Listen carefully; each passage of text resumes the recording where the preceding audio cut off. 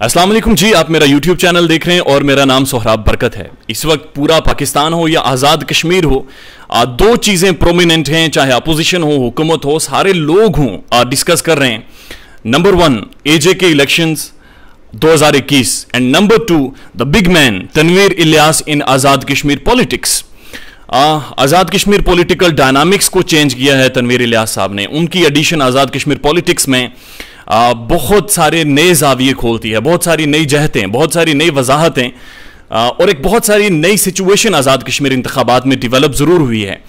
इसी दौरान जब 25 तारीख को आज़ाद कश्मीर में इंतखाबात होने जा रहे हैं तो इस्लामाबाद की जो डिस्ट्रिक्ट सेशन कोर्ट है वहाँ पर एक नौजवान एक केस लेकर जाता है और उसका ये कहना है कि जनाब तनवीर इलियास साहब ने उन्हें व्हाट्सएप पर मैसेजेस के थ्रू हैरेस किया है और इससे उनकी तज़हीक हुई है और ये उसे अपने लिए तज़हीक अमेज़ वाक़या समझते हैं। अदालत ने इनके हक में फैसला दिया और बाकायदा अहकामात जारी किए हैं कि तनवीर इलियास के खिलाफ मुकदमा दर्ज किया जाए, उसके खिलाफ कार्रवाई की जाए। मैं बहुत शुक्रगुजार हूँ। वही नौजवान ख्वाजा फ़हीम साहब अभी मेरे साथ मौजूद हैं, उनके लॉयर इमरान साहब भी यहाँ पर मौजूद हैं। बड़ी मेहरबानी, इन्होंने वक्त दिया। इनसे बात करते हैं और ये जानते हैं कि ये सारा वाक़या असल में था क्या। अस्सलाम वालेकुम जी फ़हीम साहब। अस्सलाम। क्या हाल चाल हैं? ठीक हैं? मैं बिल्कुल ठीक हूँ। बारिश हुई, इस्लामाबाद का मौसम अच्छा हो गया माशाल्लाह। सर, सारी दुनिया सेंटोरस जाती है, एक बहुत बड़ा बिजनेस हब है इस्लामाबाद का, बड़ी खूबसूरत जगह है। ये क्या सारा वाकया पेश आया? आप सेंटोरस गए और तनवीर इलियास साहब से किस तरह आपकी मुलाकात हुई? सर, ये वाकया बेसिकली यूँ था कि मैं इस्लामाबाद के एक रेस्टोरेंट में जो कि सेंटोरस के 3rd फ्लोर पे वाकया है, मैं वहाँ पे चाय पीने के हवाले से गया था। वहीं सरदार तनवीर इलियास मौजूद थे और जब मैं वहाँ पे जाता हूँ और अपने टेबल पे बैठता हूँ, उसके बाद सरदार तनवीर इलियास साहब अपने टेबल से उठकर मेरे टेबल पे आते हैं और मेरे टेबल पर आकर मुझसे पूछते हैं कि आप क्या करते हैं। मैं उनको बताता हूँ कि मैं फ्रीलांस प्रॉपर्टी का काम कर रहा हूँ और इस पर उन्होंने मुझे कहा कि आप रहते कहाँ पर हैं। मैंने उन्हें अपनी लोकेशन बताई जहाँ पे मैं रहता था। जब मैंने उनको अपनी लोकेशन बताई तो उन्होंने मुझे ये कहा कि मेरी भी सोसाइटी वहाँ पर है ताज रेजिडेंशिया के नाम से, तो क्यों नहीं आप हमारी सोसाइटी के लिए काम करते, मैं आपको अच्छा कमीशन दूंगा और इंशाल्लाह आपके लिए ये बहुत अच्छा साबित होगा। लिहाजा मेरे लिए तो ये एक खुशाइंद बात थी कि एक CEO मुझे ख़ुद ऑफ़र कर रहा है किसी भी अपने प्रोजेक्ट के लिए। तो मैंने इस पे हाँ करते हुए सरदार साहब ने फिर मुझे अपना नंबर दिया और उन्होंने कहा कि अपना नंबर मुझे इस पे टेक्स्ट कर दें। मैंने उनको अपना नंबर टेक्स्ट किया, इस तरह हमारे नंबर एक्सचेंज हो गए। उसके बाद मैं ताज रेजिडेंशिया की जब लॉन्चिंग सेरेमनी थी, मैं उसमें इन्वाइटेड था। जब मैं वहाँ पर गया, सरदार तनवीर इलियास साहब वहाँ पर मौजूद नहीं थे। लिहाजा उन्होंने क्योंकि मुझे ऑफ़र दी थी अपनी सोसाइटी के लिए, तो मैं यही चाहता था कि मैं उनको मुबारकबाद का एक मैसेज करूं जो कि अखलाकन एक बनता भी है। मैंने उनको मैसेज किया मुबारकबाद का, जिसके बाद मुझे अजीबो गरीब मैसेजेस आए। जब वो मैसेजेस आए मुझे मैं बड़ा 1 मिनट के लिए मुझे शॉक लगा। मैं कि ये क्या है, मतलब ये सारी चीज़ें मैं खैर मैंने फिर भी बात को वाइंड अप करने के लिए गुड नाइट बोल के ख़त्म करने के लिए उस बात को किया। अच्छा, जब मैं इस बात को ख़त्म करने की कोशिश करता हूँ तो उसके बाद मुझे एक नाज़ेबा वीडियो भेजी जाती है उस नंबर से जो सरदार तनवीर इलियास साहब ने मुझे दिया था, जो कि कितने मिनट की वीडियो है वो? सर आई थिंक वो कोई 5 से 6 मिनट की वीडियो है। वो सरदार साहब की अपनी वीडियो है? नहीं, अपनी वीडियो नहीं थी, ये एक नॉर्मली सेक्सुअल एक्सप्लिसिट वीडियो थी जिसमें 2 शख्स आपस में सेक्स कर रहे हैं, 2 मेल्स आपस में सेक्स कर रहे हैं। तो वो इस तरह की कुछ वीडियो थी। लिहाजा जब वो मुझे वीडियो रिसीव हुई, क्योंकि मैं एक अच्छी फैमिली से बिलोंगिंग है मेरी, और मैं ये चीज़ देखें किसी के लिए भी कोई भी ख़ानदानी शख्स ये चीज़ बर्दाश्त नहीं करेगा कि कोई बंदा उसको इस तरह की वीडियो सेंड करे और इस तरह की कन्वर्सेशन करे। लिहाजा मैंने फ़ैसला किया कि मैं इंशाअल्लाह अल्लाह ताला के हुक्म से मैं अपनी कौम के बच्चों की हिफाजत के लिए। चलिए, ये तो बड़ी ज़बरदस्त बात है कि आपने एक इनिशिएटिव लिया। वीडियो आपको आई, ज़ाहिर है आपने देखी और आपको शौक लगा। What next? उसके बाद क्या कन्वर्सेशन हुई?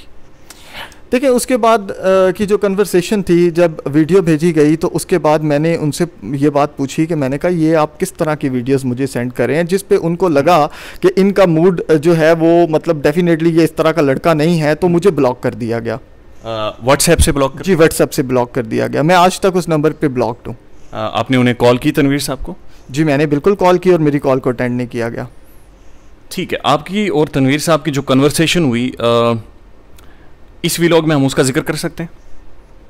कन्वर्सेशन का? जी ज़रूर, आप करें, क्यों नहीं। कितने मिनट की वो कन्वर्सेशन थी?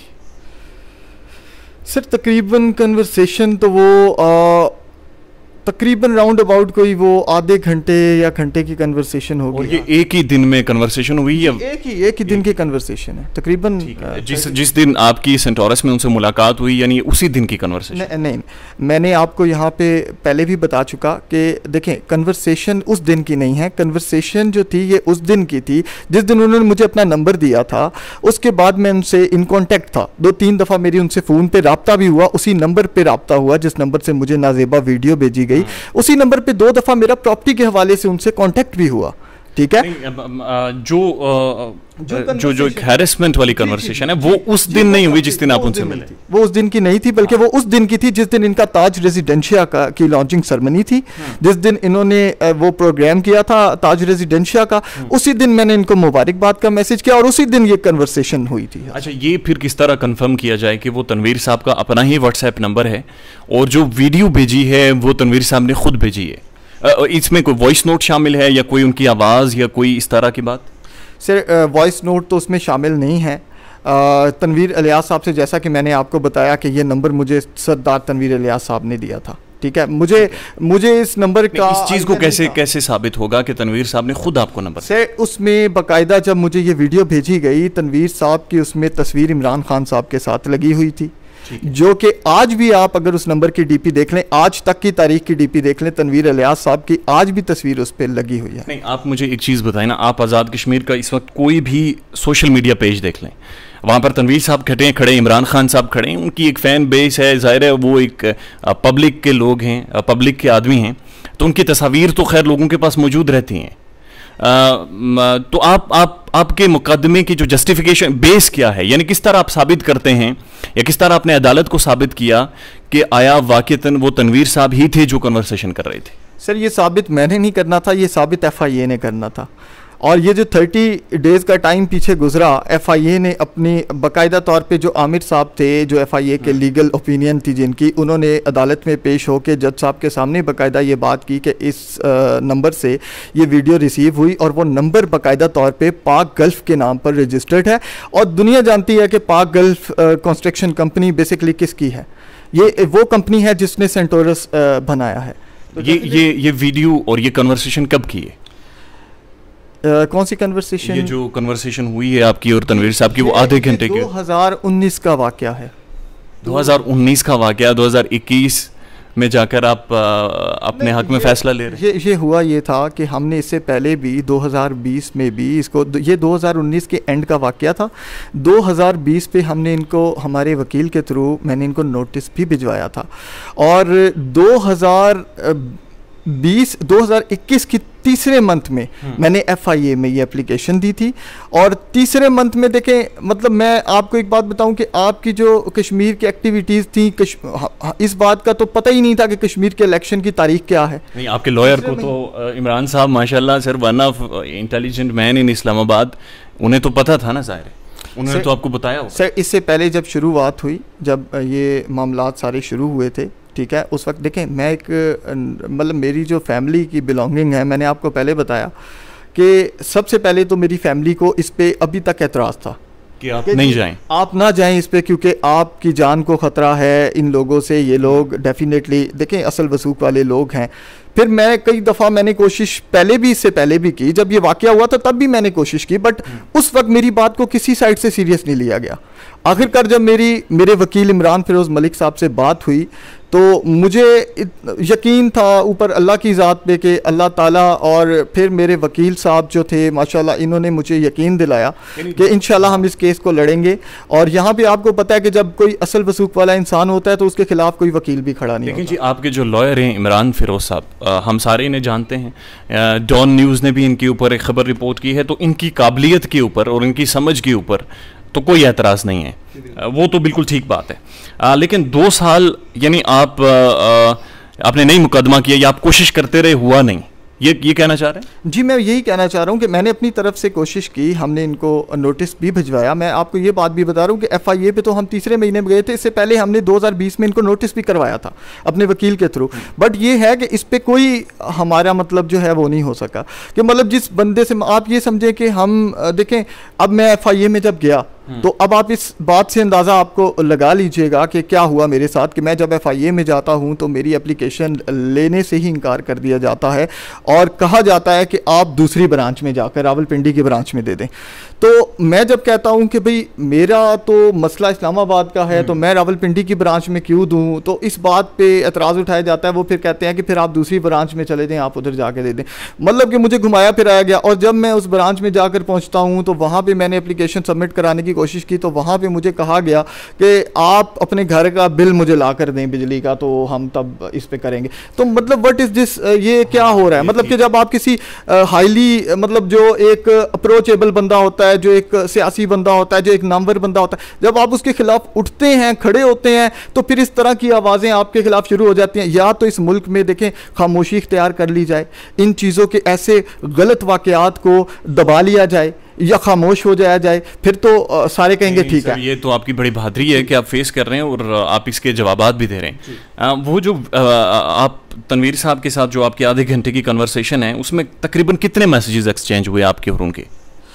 सर उसमें तकरीबन वो वीडियो मैंने बाकायदा FIA में भी दी है, काफ़ी मैसेजेस थे उसमें, जिसमें मैं उन्हें मुबारकबाद देता हूँ, उसके बाद मैं उन्हें बताता हूँ कि मैं उनकी सोसाइटी के बारे में 10-20 तकरीबन देख लें 10-20 या जो भी मतलब है वो आपके सामने है। मतलब वो वीडियो तो मैं FIA में दे चुका हूँ, तो उसमें सारी, हाँ, तो डेफिनेटली आप गिनते नहीं है कि 1 है, 2 है, 4 है, 5 है, अंदाजन जो होती है कन्वर्सेशन जैसे होती है वो सारी कन्वर्सेशन उसमें मौजूद है, और वो आज तक मौजूद है। उसका मेरे मोबाइल का फोरेंसिक जो है FIA ने करवाया, और फोरेंसिक ने ये चीज़ साबित भी की कि इस नंबर से इस नंबर पे बाकायदा तौर पे वीडियो भी सेंड हुई और वो मैसेजेस भी। आपने कोई चीज़ टेम्पर नहीं की, फोरेंसिक में ये चीज़ साबित होता है। अल्हम्दुलिल्लाह, फोरेंसिक देखें FIA ने कराना होता है, इदारों ने कराना होता है। फोरेंसिक मैंने अपनी लैब में नहीं करवाना, फोरेंसिक इदारे करवाते हैं, और जो इदारे जो चीज़ करते हैं आप देखें उसमें तो कोई रद्दो-बदल हो ही नहीं सकता ना, इदारे हुकूमत के हैं, हुकूमत ऑफ द रिकॉर्ड वो वीडियो आप मुझे दिखा सकेंगे या नहीं? जी ज़रूर मैं दिखाऊंगा आपको, आप बिल्कुल देखिए वो वीडियो। अच्छा ठीक है। ओके, तनवीर इलियास साहब जी आज़ाद कश्मीर इंतखाबात में जा रहे हैं, और तनवीर इलियास साहब ये जो सारी वो फैमिली है उनका एक पॉलिटिकल बैकग्राउंड है, उनका एक क्राउड है जो उनकी आइडियोलॉजीज़ को फॉलो करता है, वो इंतखाबात जीतते आए हैं, कारोबारी पर्सनैलिटी हैं वो।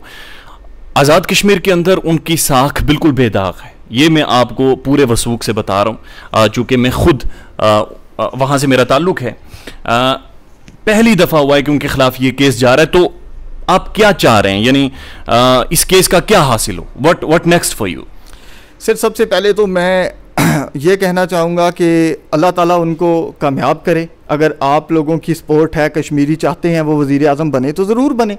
मेरा उनके वज़ीर आज़म बनने से तो कोई ताल्लुक़ ही नहीं है ना, वो मैं उनकी वज़ीर आज़म की सीट का मैंने क्या करना, ना मैं कोई सियासी बंदा हूँ, ना मैं कोई सियासी कोई साख्त रखने वाला इंसान हूँ, मैं तो एक आम शख्स हूँ। अपोजिशन या किसी सियासी कारकुन से आपसे कोई रब्ता किया? सर मैं ये बात मुझसे आज दूसरे तीसरे प्रोग्राम में पूछी गई है, तो मैं अल्लाह ताला को हाजिर नाजिर जान कर मैं ये बात करता हूँ, और मैं देखें इस बात पे मैं बिल्कुल क्लियर बात करूँगा। अल्हम्दुलिल्लाह अल्लाह ताला को हाजिर नाजिर जानकर मैं ये बात करूंगा कि कोई अपोजिशन इसके पीछे, मुझे किसी ने अप्रोच नहीं किया, मुझे नहीं पता कि अपोजिशन का क्या है क्या नहीं, मुझसे किसी अपोजिशन के बंदे, इवन के किसी कश्मीर के बंदे या किसी भी इंसान ने, इवन के इस्लामाबाद के किसी बंदे ने भी मुझे ये नहीं अप्रोच करने की कोशिश की या मुझे नहीं कहा कि इस मामले में किसी किस्म का। इमरान साहब हमारे साथ बैठे हुए हैं, तो मुझे पता है कि कम अज़ कम ये इतने कम पैसों में वकालत नहीं करते, इनकी ज़ाहिर एक अच्छी खासी फ़ी है, इनकी एक रेप्यूटेशन है मार्केट में। जो पैसे आपने खर्च किए इस केस को परस्यू करने के लिए, वो आपने अपनी ज़ाती कमाई से खर्च किए? जी बिल्कुल, मैंने ज़ाती कमाई से किया, और बल्कि मैं आपको ये बता रहा हूँ कि ज़ाती कमाई से पैसे खर्च करके आप एंड प्रोडक्ट क्या देख रहे थे, आपका हासिल क्या था इस केस से? सर मैं बेसिकली ये पैसा मैंने अपनी कौम के लिए, जो अपना ज़ाती पैसा जो मेरे पास था थोड़ा बहुत, वो मैंने इसलिए खर्च किया कि कम से कम मैं अपने दूसरे बच्चों को, देखें हमारे बच्चों ने कल को इसी माशरे में बड़ा होना है, इसी माशरे में कल हमारे बच्चों ने भी रहना है। आप मुझे ये बताएं कि हम अपने बच्चों के लिए अगर इतना भी स्टैंड नहीं ले सकते तो फिर हमारी लाइफ का, हमारी ज़िंदगी का क्या फ़ायदा। ठीक है, मैंने सिर्फ यही एक बात सोचकर मैं यहाँ तक आया और अल्लाह ताला की पाक ज़ात ने मुझे यहाँ तक सपोर्ट किया, सिर्फ अल्लाह की पाक ज़ात ने किया, उसके अलावा कोई ऐसा शख्स नहीं। आपका मकसद सिर्फ ये है कि शायद और भी लोगों के साथ इस तरह के वाक़यात हो रहे हों तो आप एक स्टैंड लें ताकि इस वाक़े को, इस तरह के इक़दामात को रोकें।